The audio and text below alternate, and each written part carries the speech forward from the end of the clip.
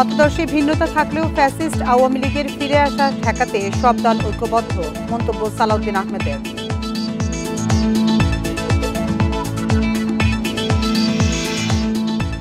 আইনি ভিত্তি না পাওয়া পর্যন্ত জুলাই সনদ নিয়ে আলোচনা করবে এনসিপি, ঐকমত্য কমিশনে বৈঠকের পর আখতার হোসেন।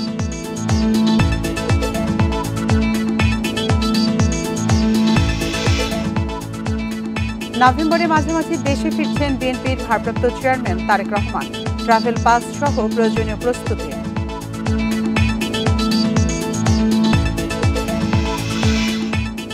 বিমানবন্দরে আগুনের ঘটনা তদন্তে চীন, যুক্তরাজ্য সহ 4 দেশকে আমন্ত্রণ, কার্গো ভিলেজ পরিদর্শনে স্বরাষ্ট্র উপদেষ্টা।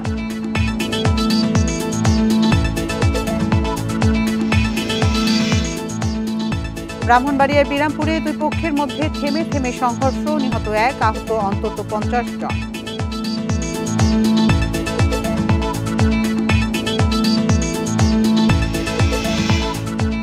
স্বাগত বিরতিহীন সংবাদ দুপুরে, আপনাদের সাথে আছি আমি আতিফ আঞ্জুমান। শিরোনাম শুনছিলেন এতক্ষণ, এবার চলে যাচ্ছি পুরো খবরে।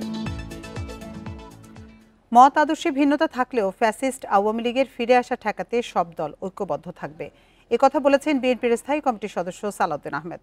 দুপুরে রাজধানী শিল্প কলা একাডেমিতে নয়া দিগন্তের প্রতিষ্ঠা বার্ষিকীর অনুষ্ঠানে তিনি আরও বলেন, অতীত অভিজ্ঞতা থেকে শিক্ষা নিয়ে গণতান্ত্রিক রাষ্ট্র রক্ষা করতে হবে। ফ্যাসিস্ট আওয়ামী লীগের প্রত্যাবর্তন ঠেকাতে ব্যর্থ হলে রাজনৈতিক দলগুলোকে জাতি ক্ষমা করবে না। মতামতের পার্থক্য থাকা সত্ত্বেও, আদর্শিক পার্থক্য থাকা সত্ত্বেও দেশের প্রশ্নে, এই দেশের গণতন্ত্র, স্বাধীনতা, সার্বভৌমত্বের প্রশ্নে সবাই আমরা ঐক্যবদ্ধ থাকব এবং ঐক্যবদ্ধ থেকেই আমরা ফ্যাসিস্ট আওয়ামী লীগের প্রত্যাবর্তনের সমস্ত দরজা বন্ধ করব।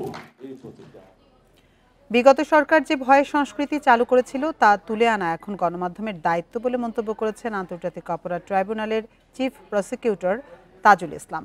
সকালে রাজধানীর শিল্পকলা একাডেমিতে নয়া দিগন্তের প্রতিষ্ঠা বার্ষিকীর অনুষ্ঠানে এ মন্তব্য করেন তিনি। তাজুল ইসলাম বলেন, আগে সাংবাদিকতা ছিল তোষামোদের শিল্প, প্রশ্নে জর্জরিত করার বদলে তৈলমর্দন করা হতো, এখন অবস্থার পরিবর্তন করতে হবে। গত 15 বছরে, 15.5 বছরে যে ভয়াবহ সংস্কৃতি, ভয়ের সংস্কৃতি তৈরি করেছিল বাংলাদেশে আগের সরকার, সেগুলো কিন্তু ফুটিয়ে তুলতে পারেনি সঠিকভাবে। কিন্তু এখনো আজকের এই মুক্ত বাংলাদেশে এই জিনিসগুলোকে তুলে আনার বিশাল দায়িত্ব রয়েছে। প্রত্যেকটি গুমের ঘটনার পেছনে একটা মহাকাব্যিক বেদনার কাহিনী রয়েছে। এক এক করে সেগুলো এক্সপ্লোর করতে হবে ফর আওয়ার ফিউচার জেনারেশন।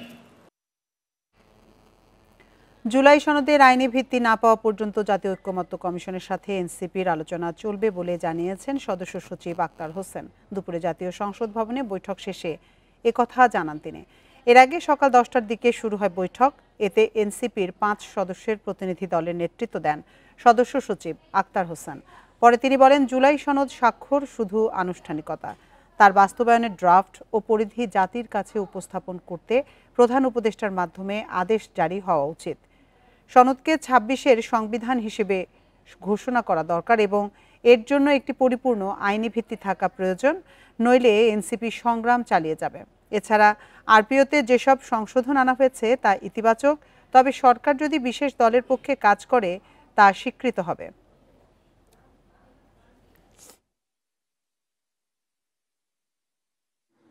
আমরা দাবি জানিয়েছি যে জুলাই সনদ বাস্তবায়নের যে আদেশ, সে আদেশের ড্রাফট, সে আদেশের বিষয়বস্তু, সে আদেশের পরিধি, প্রত্যেকটা জিনিস জাতির কাছে উপস্থাপন করতে হবে।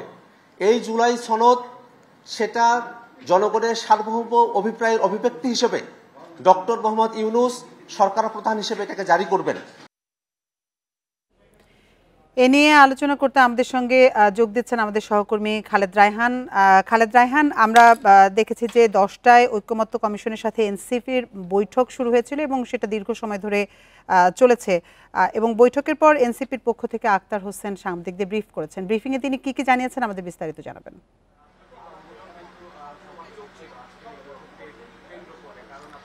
দেখুন, প্রায় 2.5 ঘন্টা ধরে এই যে বৈঠক সেটি কিন্তু চলেছিল। 17 অক্টোবরে যে জুলাই সনদের স্বাক্ষর অনুষ্ঠান, সেখানে তারা অংশগ্রহণ করেনি। তার পরদিন সংবাদ সম্মেলনে জানিয়েছিলেন যে আইনি ভিত্তি ছাড়া তারা এই স্বাক্ষরে অংশগ্রহণ করবেন না, এবং তারই ধারাবাহিকতায় এবং তারা বলেছিলেন যে এইটি নিয়ে তারা ঐকমত্য কমিশনের সঙ্গে আলোচনা করবেন। সেই অংশ হিসেবে আজকে কিন্তু তাদের আলোচনা হয়েছে। 2.5 ঘন্টা তারা আলোচনা করেছেন। তারা তাদের যে দাবি দেওয়াগুলো সেগুলো তারা বলেছেন যে কোনোভাবেই আইনি ভিত্তি ছাড়া তারা এই যে জুলাই সনদের স্বাক্ষর সেটি তারা করবেন না, এবং একই সঙ্গে জুলাই সনদে কি কি বিষয়বস্তু রাখা হয়েছে, এর পরিধি কি কি রয়েছে, এর একটি ড্রাফট কপিও কিন্তু তারা দেখতে চেয়েছেন। এটি প্রধান উপদেষ্টা যিনি রয়েছেন ইনি এটি জাতির সামনে উপস্থাপন করবেন, এবং তারা সেটিকে দেখবেন। দেখার পরে কি কি বিষয়বস্তুগুলো সেখানে রয়েছেন সেগুলোকে তারা আসলে যাচাই বাছাই করতে চান। এবং যেটি তারা বলছেন যে এইটি ছাড়া আসলে এটি শুধুমাত্র কাগজে কলমে স্বাক্ষর ছাড়া আর কোনো বিষয়। আসলে এই কথাগুলো কিন্তু তারা আগেও বলে আসলো। যখন এই জুলাই সনদ স্বাক্ষরের অনুষ্ঠানটি হওয়ার কথা ছিল, তারা আগে থেকে এনসিপির পক্ষ থেকে এই ব্যাপারগুলোই কিন্তু জানানো হচ্ছিল, এবং আজকেও সেই বিষয়গুলো তারা আনুষ্ঠানিকভাবে তাদেরকে জানিয়েছে ঐকমত্য কমিশনকে। এখন তারা বাকি যে সিদ্ধান্ত নেবেন তারা তাদের নিজেদের মধ্যে এখন আলোচনা করবেন। আলোচনা করে তারপরে তারা সিদ্ধান্তে পৌঁছাবেন যে তারা যে এনসিপি যে দাবিগুলো করেছেন সেই দাবির কতটুকু তারা আসলে একমতে পৌঁছাতে পারবেন। আরেকটি বিষয় হচ্ছে গণভোটের বিষয়ে সাংবাদিকরা প্রশ্ন করেছিল। সেখানে তারা বলেছেন যে চলমান যেই সংস্কারটি রয়েছে সেই সংস্কারের আলোচনার সঙ্গে সঙ্গে বিচারের একটি রোডম্যাপ তৈরি করতে হবে, তারপরে তারা গণভোটের দিকে যেতে চান। আরও বেশ কিছু ব্যাপারে আলোচনা করা হয়েছে বা সাংবাদিকরা প্রশ্ন করেছেন, যেহেতু সামনে নির্বাচন এবং একটি কাদের সঙ্গে জোট করা হবে সেই বিষয় নিয়ে আলোচনা করা হচ্ছিল এবং প্রশ্ন করা হয়েছে, এবং তিনি যেটা জানিয়েছেন তারা এখন পর্যন্ত কার সঙ্গে জোট করবেন সেই বিষয়ে কোনো সিদ্ধান্ত নেননি। তবে তারা যেটি বলছেন যে জাতীয় স্বার্থে তারা কিন্তু এখন পর্যন্ত ওপেন রয়েছেন, তারা যে কারো সঙ্গেই জোটে যেতে পারেন, তবে সেই সিদ্ধান্ত এখন পর্যন্ত হয়নি।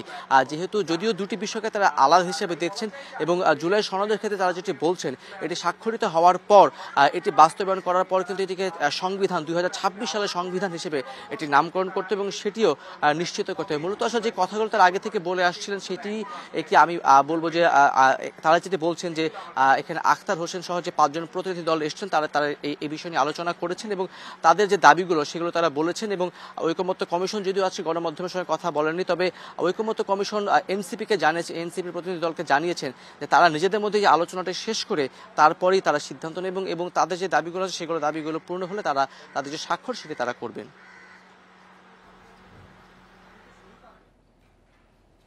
আমাদের সঙ্গে যোগ দিয়েছিলেন সহকর্মী খালেদ রায়হান। নভেম্বরের মাঝামাঝি সময়ে দেশে ফিরছেন বিএনপির ভারপ্রাপ্ত চেয়ারম্যান তারেক রহমান। দেশে আসার আগে ওমরা পালনের জন্য যেতে পারেন সৌদি আরব। তার জন্য জাপান থেকে আনা হচ্ছে বুলেট প্রুফ গাড়ি। শেষ হতে যাচ্ছে দীর্ঘ অপেক্ষা। দেশে ফেরার জন্য প্রস্তুত বিএনপির ভারপ্রাপ্ত চেয়ারম্যান তারেক রহমান। কিছু সঙ্গত কারণে হয়তো ফিরাটা হয়ে ওঠেনি এখনো, তবে সময় তো চলে এসছে মনে হয়। ইনশাল্লাহ দ্রুতই ফিরে আসব। নভেম্বরের মাঝামাঝি সময়ে যুক্তরাজ্য থেকে বাংলাদেশে ফিরতে পারেন তারেক রহমান।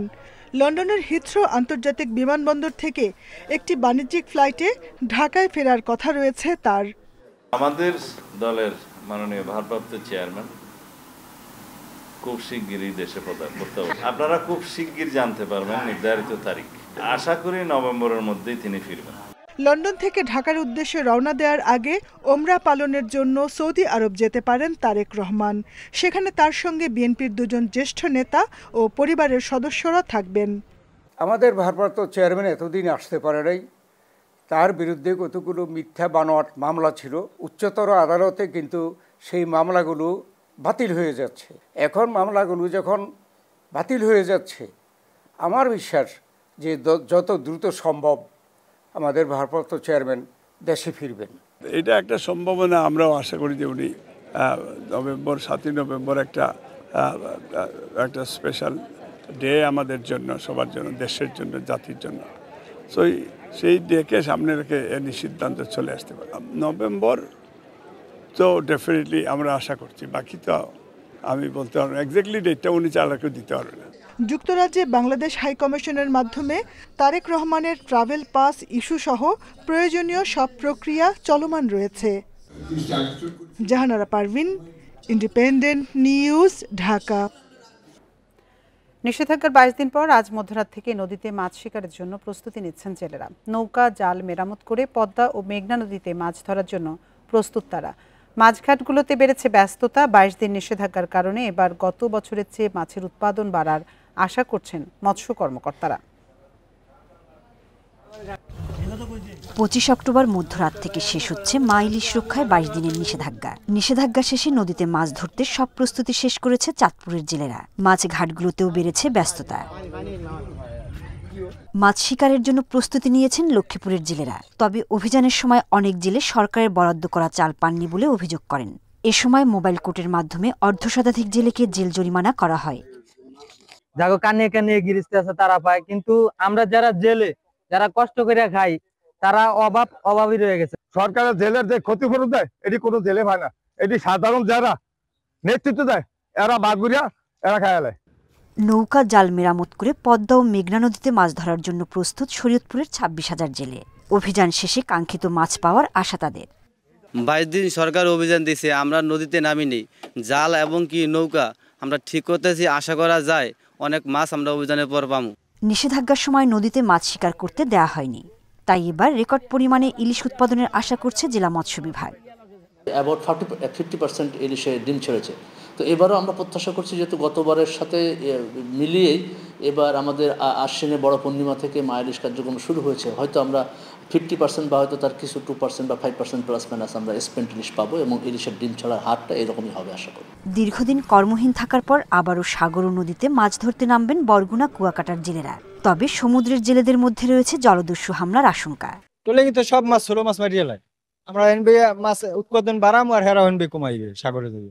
নিষেধাজ্ঞার সময় জেলেদের প্রত্যেককে 25 কেজি করে চাল দেয় মৎস্য বিভাগ। সোহেলি জাহান, ইন্ডিপেন্ডেন্ট নিউজ। নওগাঁর ধামিরহাটে গরু বোঝাই ভটভটি উল্টে 2 জন নিহত হয়েছেন, আহত হয়েছেন আরও 7 জন। সকালে উপজেলার বিহারীনগর বাইপাস সড়কের ডাবল ব্রিজ এলাকায় এ দুর্ঘটনা ঘটে। পুলিশ জানায় ভটভটিতে গরু নিয়ে জয়পুরহাটে যাচ্ছিলেন তারা। এ সময় একটি মোটর সাইকেলকে পাশ কাটাতে গিয়ে নিয়ন্ত্রণ হারিয়ে উল্টে যায় ভটভটি। এতে ঘটনাস্থলেই 2 জন নিহত হন। আহতদের উদ্ধার করে উপজেলা স্বাস্থ্য কমপ্লেক্সে ভর্তি করা হয়। ধামিরহাট থানার ওসি ইমাম জাফর জানান, হতাহতরা সবাই গরু ব্যবসায়ী। আইনি প্রক্রিয়া শেষে পরিবারের কাছে মরদেহ হস্তান্তর করা হবে।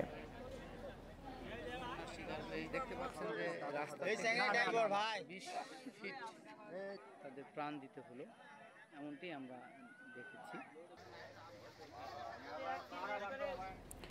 খাগড়াছড়ির মাটিরাঙ্গায় ত্রিপুরা কিশোরীকে ধর্ষণের ঘটনায় 4 আসামি আদালতে স্বীকারোক্তিমূলক জবানবন্দি দিয়েছে। এ সংবাদ বিজ্ঞপ্তিতে তথ্য জানিয়েছে জেলা পুলিশ সুপার মোহাম্মদ আরিফিন জুয়েল।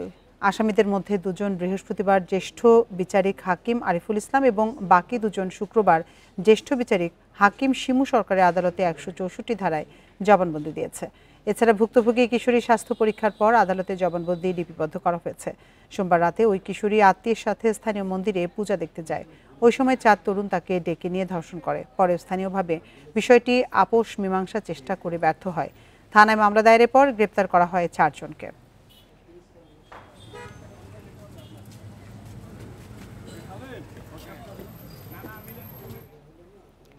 হেমন্তের আগমনী বার্তা নিয়ে প্রকৃতিতে ফুটেছে সপ্তপর্ণী বা ছাতিম।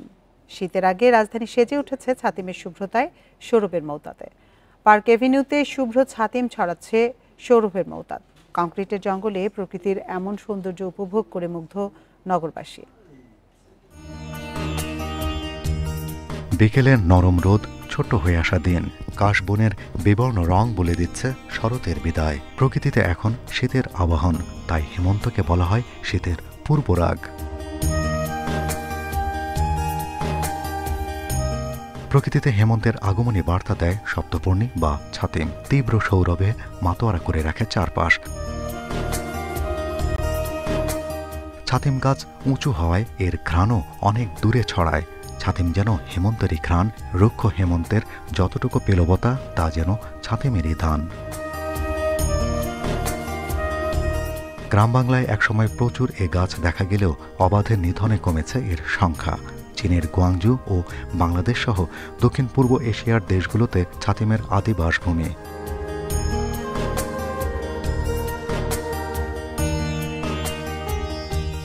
আমাদের ভবিষ্যৎ যে প্ল্যান্টেশন প্রোগ্রামে এই গাছটা রাখা উচিত, বিশেষ করে আমাদের বিনোদন এরিয়াগুলো। ঢাকা শহরে তো এমনি বৃক্ষের অভাব, সেই ক্ষেত্রে আমরা যদি আমাদের বিনোদন কেন্দ্রগুলোতে, আমাদের পার্কগুলো, আমাদের বোটানিক্যাল গার্ডেনগুলোতে যদি সারি করে টানা 100 গাছ রোপণ করা যেত, সেগুলো এই সময় যখন ফুটত তখন দেশের মানুষও এটা এনজয় করার সুযোগ পেত এবং বিদেশি পর্যটকও এখানে আকৃষ্ট হতো।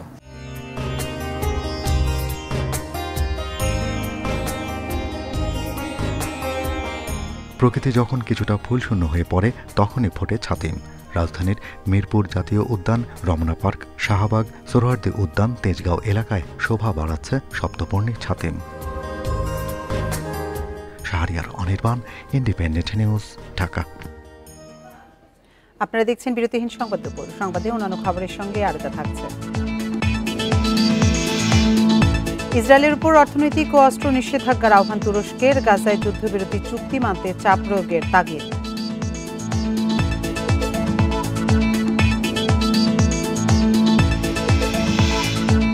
কুয়ালালামপুরে শুরু হচ্ছে আসিয়ান সম্মেলন। থাকছেন ডোনাল্ড ট্রাম্প সহ বিশ্বের শীর্ষ নেতারা। চীন যুক্তরাষ্ট্রের সাইডলাইন বৈঠক।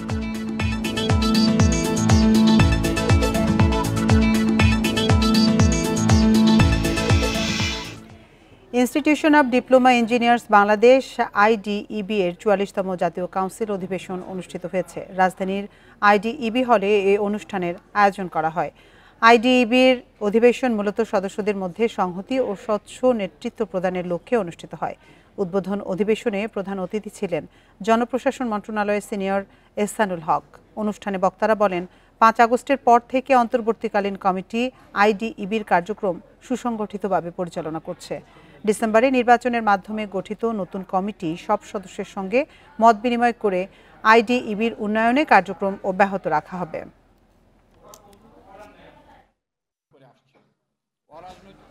পতাকা বৈঠকের মাধ্যমে মেহেরপুরের সীমান্ত দিয়ে 30 জন বাংলাদেশিকে হস্তান্তর করেছে বিএসএফ। সকাল 10:30টার দিকে গাংনী কাজীপুর সীমান্তের শূন্য রেখায় তাদের হেফাজতে নিয়েছে বিজিবি। কর্মকর্তারা জানান, বিভিন্ন সময়ে অবৈধভাবে ভারতে প্রবেশ করা বাংলাদেশিরা আটক হয়ে কারাগারে ছিল। কারামেয়াদ শেষ হওয়ায় 30 জন বাংলাদেশিকে হস্তান্তর করেছে বিএসএফ। পরে তাদের গাংনী থানায় সোপর্দ করার কথা উল্লেখ করে বিজিবি কর্মকর্তারা জানান, পরবর্তীতে তাদের পরিচয় যাচাই করে স্বজনদের কাছে হস্তান্তর করা হবে।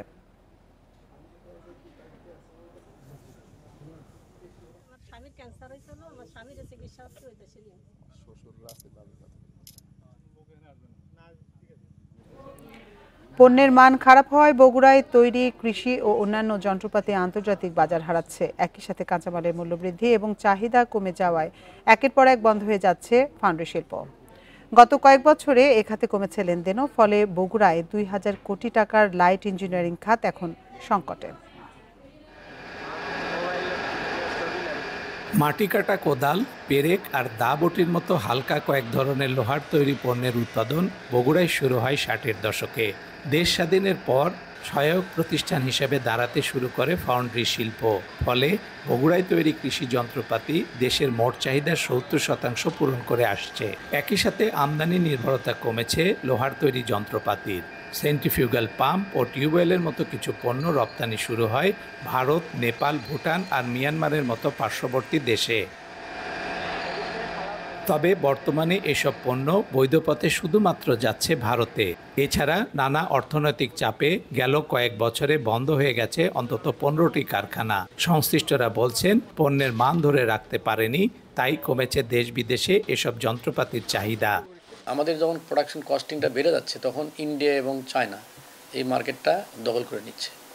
অথচ এই বাংলাদেশে যে লাইট ইঞ্জিন যদি ডেভেলপটা হয়, তাহলে অনেক ইন্ডাস্ট্রি তার বাইরে থেকে কোনো স্পেয়ার নিয়ে আসতে, পার্টস নিয়ে আসতে হবে না। সরকারিভাবে যদি আমাদেরকে সাহায্য সহযোগিতা করে, তাহলে আমরা এইসব রোবোটিক মেশিন বা অন্যান্য মেশিনারিগুলো নিয়ে এসে সিএনসি মেশিন এগুলো নিয়ে এসে আমরা ইনস্টল করতে পারবো এবং আমাদের যে মালামালটা তৈরি হবে সেটা আন্তর্জাতিক বিশ্বের সমকক্ষতা অর্জন করবে।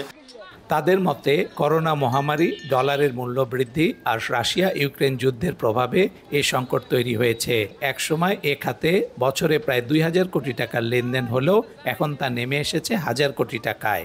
এই শিল্পটাকে টিকে রাখতে চাইলে উদ্যোক্তা বান্ধব নীতিমালা হতে হবে। উদ্যোক্তা ব্যাংক করা যেতে পারে, স্বল্প সুদে তাদের ঋণের ব্যবস্থা করতে হবে, তা নাহলে তারা এই প্রতিযোগিতায় টিকতে পারবে না। আরেকটা বিষয় খুবই জরুরি, সেক্ষেত্রে আমদানি যে যন্ত্রপাতি আছে তার উপর আমাদের শুল্ক বাড়াইতে হবে। এ শিল্পকে টিকিয়ে রাখতে আধুনিকায়ন সহ সরকারি উদ্যোগ নেয়ার কথা জানান সংশ্লিষ্টরা। Hasibur Rahman, independent news, Bogura. আর এই ছিল বিরতিহীন সংবাদ দুপুরের আজকের আয়োজনে। ইন্ডিপেন্ডেন্ট টেলিভিশনে সব খবরে বিস্তারিত জানতে চোখ রাখুন ফেসবুক, ইউটিউব এবং এক্সে। এতক্ষণ সাথে থাকার জন্য ধন্যবাদ সবাইকে।